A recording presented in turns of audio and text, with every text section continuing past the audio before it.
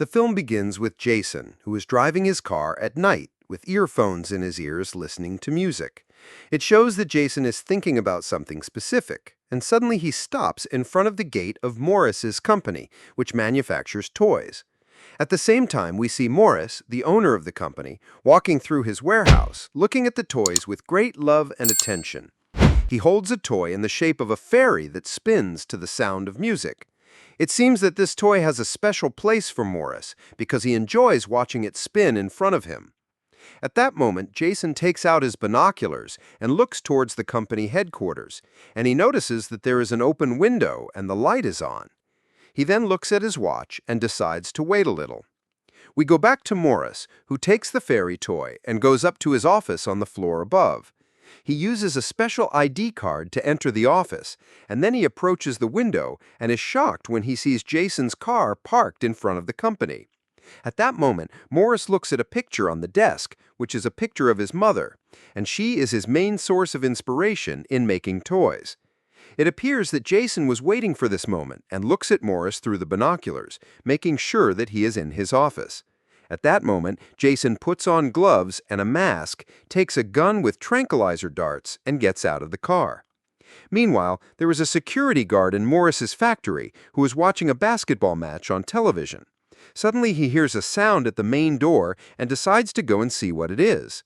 There, he finds a phone on its screen with a message written on it that the phone is a bomb and will explode in 10 seconds. The guard is panicked and quickly opens the door with his ID card, takes the phone, and wants to throw it away from the factory, but this is a trick from Jason. He attacks the guard and hits him with a tranquilizer dart, making him fall asleep immediately. He then takes the keys from him and enters through the factory door and goes to the surveillance room.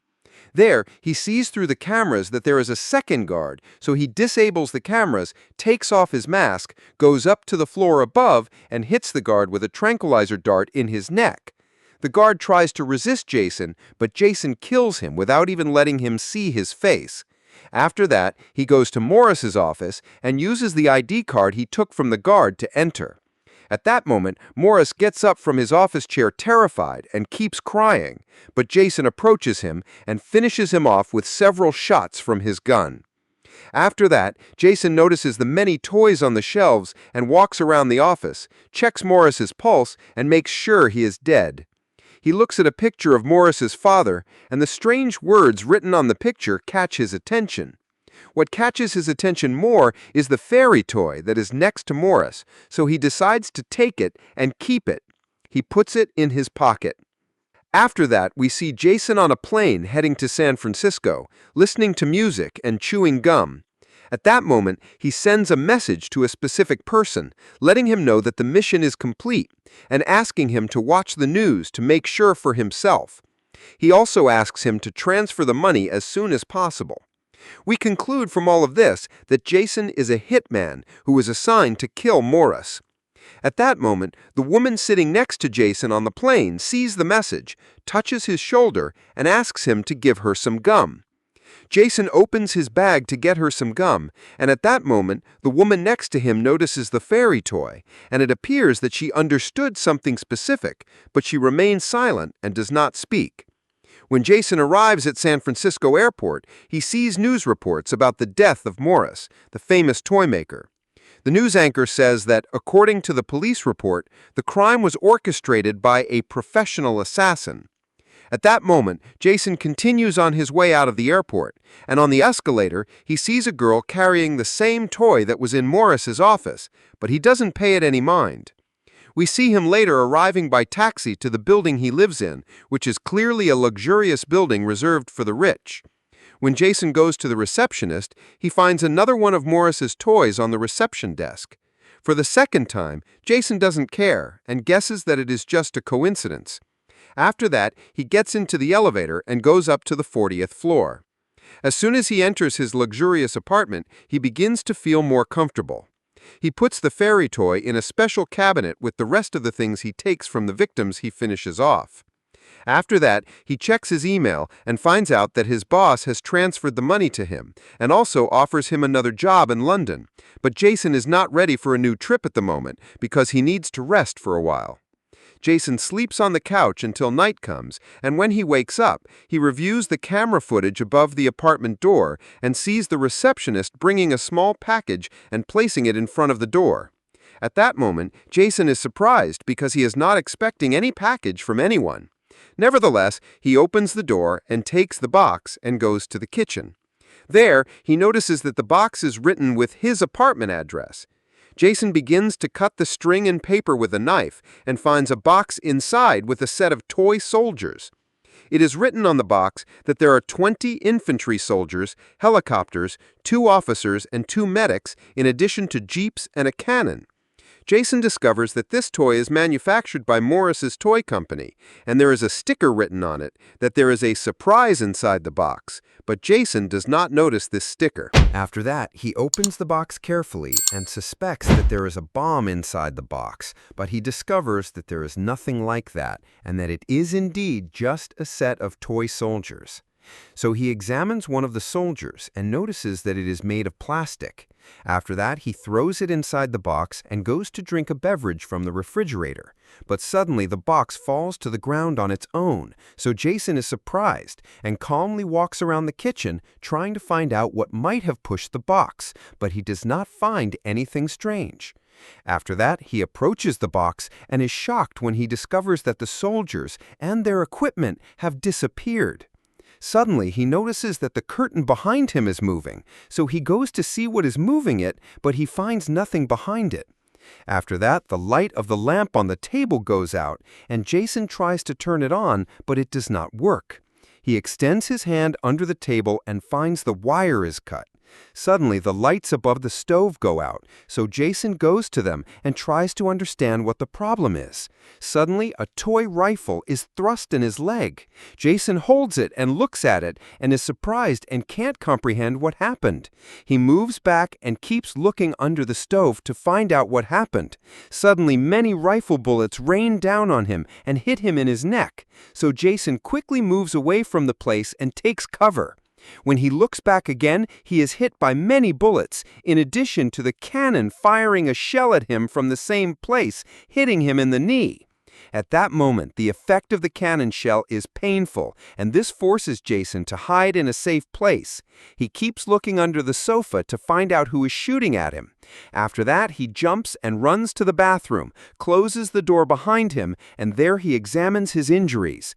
He discovers that the cannon shell left a deep scratch on his knee, in addition to the rifle bullets causing minor injuries to his face and neck. After Jason removes the small bullets, he sits on a chair next to the bathroom door and opens the door cautiously and uses the mirror to see what is happening in the living room. At that moment, he is shocked when he sees bullets hitting the ceiling lights and destroying them, and a cannon shell hits a wall lamp and sets it on fire. What is happening makes Jason angry. After that, the gunfire stops, and Jason keeps looking for the source of the shooting, but suddenly a cannon shell hits the mirror and shatters it. Here, Jason closes the bathroom door angrily and goes to the bedroom next to the bathroom, takes his gun, and goes out to the living room. He shoots at his unknown opponent, who is under the sofa, but his opponent retaliates with heavy gunfire. Jason is able to dodge a cannon shell that was about to hit his stomach, and he runs quickly and hides behind the bar and drinks a beverage to calm his nerves and comprehend what happened. After that, he pulls out a rifle from the closet and goes to shoot at the sofa and destroys it completely. When he lifts it, he is shocked when he sees a group of toy soldiers and understands that they were the ones who were shooting. Jason is surprised when he finds the soldiers quickly collecting the equipment, and at that moment the medics run and attend to the injured soldiers. At the same time, a group of soldiers attacks Jason to cover the withdrawal operation. So Jason gets angry and steps on the soldiers, crushing them with his foot. The other soldiers shoot at him, but Jason shoots them and finishes them off. And suddenly he hears strange sounds under the table. Within seconds, 3 helicopter toys appear, flying towards Jason and shooting at him. So Jason ducks quickly, and the shells blow up many parts of the kitchen. After that, Jason raises his head and tries to understand what's happening, but 2 helicopters collide with him and knock the gun out of his hand. So Jason is in pain because of his injury, but he takes the gun and shoots at one of the helicopters and hits it. After that, he runs quickly, hides inside the room, and closes the door. He continues to treat his wounds while he is shocked by what happened to him. After that, he walks calmly towards the door, and suddenly a shell hits and makes a large hole in the door. A helicopter toy enters and attacks Jason, but he covers the helicopter with a towel, throws it on the ground, and destroys it with his foot. At this moment, a second helicopter enters and shoots at Jason, but Jason shoots at it with his gun, and at that moment, the helicopter flies away and exits the bathroom. At that time, Jason returns to the helicopter he destroyed and notices that the soldiers inside are still alive and trying to free themselves, so he throws them in the toilet and flushes. After that, he blocks the door opening with a towel, but he hears the sound in the toilet again, so he flushes again. After that, he turns on a hairdryer and throws it in the water to electrocute the soldiers and finish them off. And at that moment, a short circuit happens and the electricity goes out in the whole apartment. Here, Jason takes advantage of the opportunity and stitches his knee wound. After he finishes, he gets ready to continue the battle, and he finds insect repellent under the sink and decides to use it during the fight. At this moment, the soldiers throw a piece of paper from under the bathroom door, and it has a message for Jason to surrender. So Jason refuses to surrender and writes that on the same paper and pushes it back under the door. And at that moment, he hears a loud sound coming from behind the door. So he pulls the towel and looks through the hole and sees the soldiers as they are setting up the cannon. And suddenly, the shells rain down on the door and it is about to be destroyed. So Jason runs and escapes from the bathroom window and starts walking on the edge of the building to enter the apartment from another place. But suddenly, a helicopter toy appears in front of him and shoots him in the ear. So Jason is in pain and is about to fall from the top of the building, but he saved himself at the last moment. At that moment, the ammunition of the soldier inside the helicopter runs out, so Jason takes advantage of the opportunity and shoots at the helicopter and destroys it. And at that moment, Jason discovers that his own ammunition has also run out, so he throws the gun and continues on his way carefully until he enters the apartment again. At that time, he sees the remaining soldiers cheering each other on. After that, they prepare the cannon to continue the battle, and Jason notices that there is a fire extinguisher and a toy duck in front of him, and he notices that there is a certain plan in his mind. After that, he throws the duck in the swimming pool. When the soldiers hear its sound, they leave their places and go on a reconnaissance mission. Here, Jason takes advantage of the soldiers' confusion, goes around behind them, and sprays them with fire extinguisher foam. So the soldiers run to the cannon and try to use it. At the same moment, two of the soldiers get into the car and shoot at Jason. So Jason takes out the insect repellent and the lighter, starts spraying the insect repellent, and succeeds in creating a flamethrower. He sets the car on fire and it explodes with the soldiers inside. And at that moment, Jason screams loudly and celebrates his victory over the soldiers. After that, he takes a knife and cuts up the soldiers' bodies to make sure they are really dead. But he is surprised that a cannon shell is shot at him, and this is because the fire extinguisher foam has evaporated, and the soldiers were able to determine his location. Here, Jason takes a heavy box and destroys all of them. At that moment, Jason has managed to finish off all the soldiers completely. He gathers all of them and disassembles the weapons into small parts and throws them in the garbage disposal. After that, Jason is exhausted and goes to get into the swimming pool to rest for a while. And suddenly, he shudders from the intensity of the pain and jumps out of the pool while holding his hand because an unknown person wounded him in his hand. He keeps looking at the water while terrified, but he doesn't see anything strange in it. So he wraps a towel around the wound and keeps looking around and moves away from the swimming pool while terrified. And he goes to the bedroom and tries to soothe the pain and give himself first aid because a wound like this should not be left, but his hands are shaking badly and he can't get the thread into the needle. After several failed attempts to help himself, Jason gets angry and decides to leave the apartment to go to the hospital. But when he gets into the elevator, he hears strange sounds inside the cabin, as if someone is moving inside it until he reaches the control panel. And suddenly, the control panel explodes, the lights go out, and the cabin stops.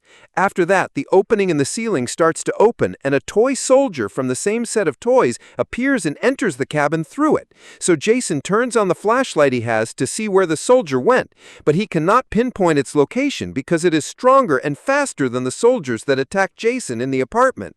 And at that moment, this soldier wounds Jason in his leg and his other hand.